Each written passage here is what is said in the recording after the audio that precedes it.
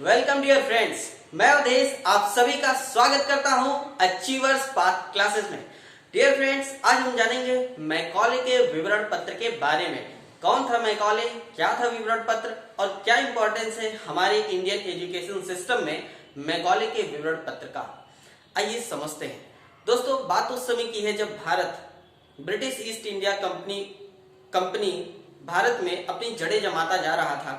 तो उसी समय 1813 में यानी कि 1830 में ब्रिटिश पार्लियामेंट से ईस्ट इंडिया कंपनी के नाम एक आज्ञा पत्र जारी होता है और उस आज्ञा पत्र में एक आर्टिकल था, आर्टिकल 43, धारा 43 था। और इसी धारा 43 में भारतीय एजुकेशन सिस्टम में किस तरह से डेवलपमेंट किया जाए या भारतीय एजुकेशन सिस्टम को किस तरह से रखा जाए उसके बारे में कुछ लाइनें लिखी थी। और इस लाइन को लेकर के ब्रिटिशर्स दो पार्ट में डिवाइड हो गए। इस विचारधारा को लेकर के एक प्राच्यवादी, दूसरा पाश्चात्यवादी विचारधारा।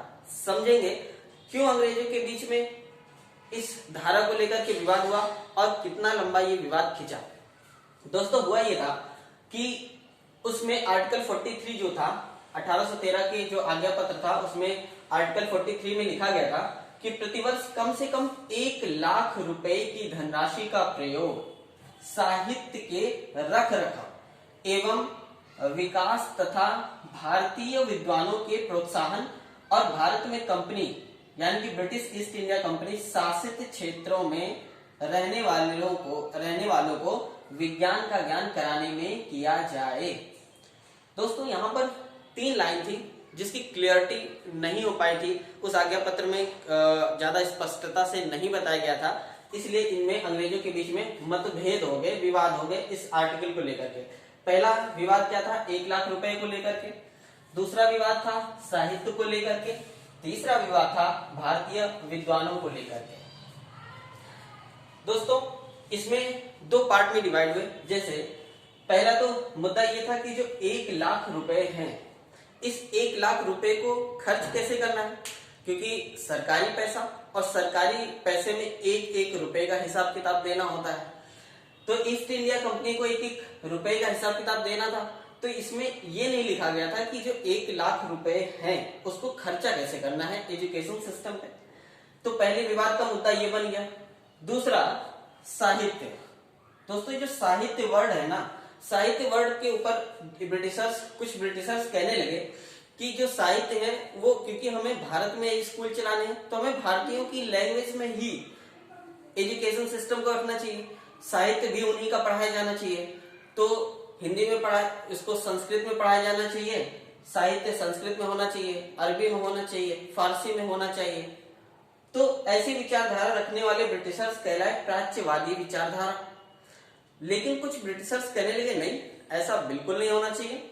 एजुकेशन सिस्टम में वो सिलेबस होना चाहिए जो हम चाहेंगे और लैंग्वेज वो सिलेक्ट करेंगे जो हम सिलेक्ट करेंगे, जिसमें भारतीय पढ़ेंगे, और वो लैंग्वेज थी इंग्लिश। और ये चाहते थे पाश्चात्यवादी विचारधारा के लोग कि इंग्लिश में एजुकेशन सिस्टम को रखा जाए, साहित्य को इंग्लिश में पढ़ाया जाए। और ये चाहते थे कि नहीं, संस्कृत में उर्दू और फारसी में पढ़ाया जाए। दोस्तों, यहाँ पर साहित्य को लेकर के विवाद हुआ कि सिलेबस क्या रखा जाए। तो ये सब एक विवाद का मुद्दा बना और प्राच्य और पाश्चात्यवादों में डिवाइड हुआ। ब्रिटिश जो उस समय के अधिकारी थे जिनके सामने ये आज्ञा पत्र पढ़ा जा रहा था। तीसरा जो विवाद था वो भारतीय विद्वानों के ऊपर था। भारतीय विद्वान का मतलब यहाँ पर 2 चीजों से लिया गया। कुछ लोग कहने लगे कि भारतीय विद्वान मतलब भारत में रहने वाले वो लोग जो शिक्षा के क्षेत्र में अच्छे हैं, जो भारतीय विद्वान के बारे में जो भारतीय निवासी के हैं, मूल निवासी। दूसरा, भारतीय विद्वान का सेंस ये लोग वो लगाने लगे पाश्चात्यवादी कि जो ब्रिटेन में रहते हैं लेकिन यहाँ भारत में आकर के अभी रह रहे हैं, ब्रिटिश के हैं पर भारत में रह रहे हैं, तो वो भारतीय विद्वान। तो इनके प्रोत्साहन के लिए तो भाई किसको प्रोत्साहित किया जाए, भारत में रहने वाले मूलतः विद्वानों को या ब्रिटेन से आए हुए जो भारत में रह रहे हैं उनको। तो इस तरह से ये एक विवाद का मुद्दा बना। और ये दोस्तों विवाद छोटा मोटा थोड़े समय के लिए नहीं रहा, ये विवाद खिंचता रहा 20 साल के बाद। होता ये है कि 1813 में ये आज्ञा पत्र में आया और 1833 में 1833 यानी कि इसके जस्ट 20 साल बाद एक आज्ञा पत्र और आता है ब्रिटिश पार्लियामेंट से ईस्ट इंडिया कंपनी के नाम। और दोस्तों ये जो 1833 में विवरण पत्र आया उसमें भी इस आर्टिकल के बारे में कोई क्लैरिफिकेशन नहीं था, कोई क्लैरिफिकेशन नहीं दिया था। लेकिन फिर भी कोई क्लैरिफिकेशन ना होने के कारण इसको अप्लाई नहीं किया गया।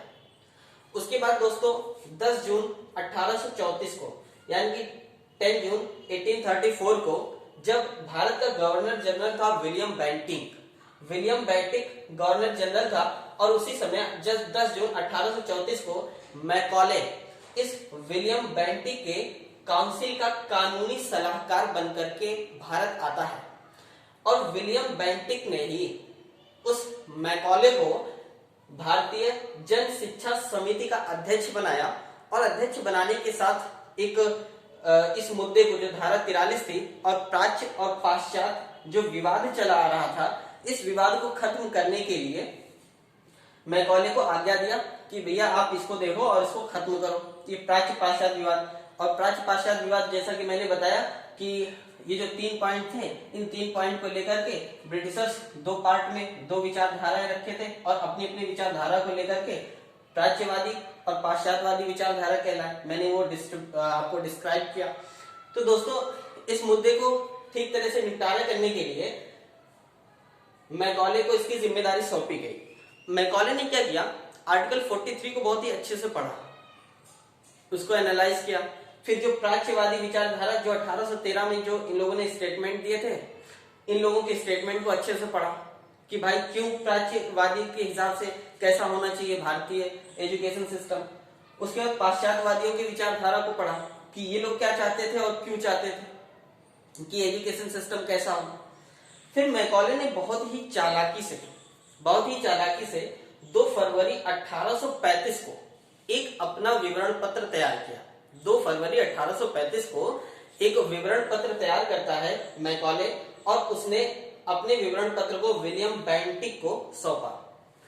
और विलियम बेंटिक को सौंपने के साथ साथ ही जो एक उनकी काउंसिल हुआ करती थी विलियम बेंटिक की, उस काउंसिल के सामने 2 फरवरी 1835 में मैकॉले ने इस विवरण पत्र को पढ़ा, और जो विवरण पत्र था उसमें इस ढंग से इस विवाद को खत्म किया, जिसमें प्राच्य और पाश्चात्यवादी विचारधारा थी, इसको खत्म किया। और किस तरह से विलियम बेंटिक ने 1834 में ही इस जो मैकॉले था उसके विवरण पत्र से चीजों को लेकर के भारतीय एजुकेशन सिस्टम की शिक्षा नीति बनाई। तो दोस्तों आइए हम जानते हैं नेक्स्ट वीडियो में कि किस तरह से मैकॉले ने अपने क्या सुझाव दिए, किस तरह से इस विवाद का अंत हुआ। तो मिलते हैं नेक्स्ट वीडियो में।